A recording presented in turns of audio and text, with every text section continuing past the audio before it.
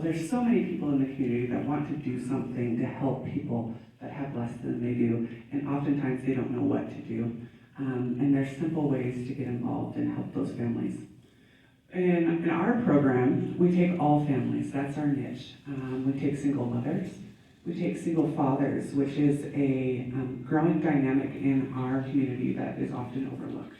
When people think of a single parent household, they think of single moms, but there are a lot of single dads out there as well. We also take in family members that have gotten custody of kids, so that's grandparents, aunties, uncles, any extended family that now has custody of those children.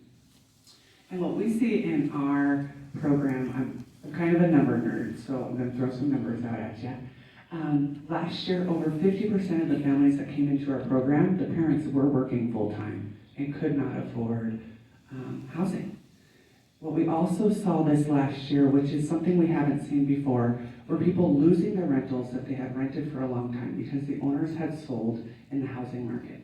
The amount of calls that we got concerning that was phenomenal this last year, and I think it's going to continue to grow as the rental market shrinks in our community. We only had 30% of the families that came in where the parents were currently struggling with substance abuse issues.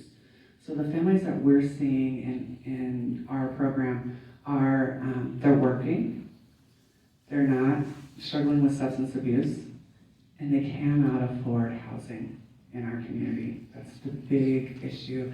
And as Becky was saying, she's looking for a one bedroom. If you have 3, 4, or more kids, rent is impossible to reach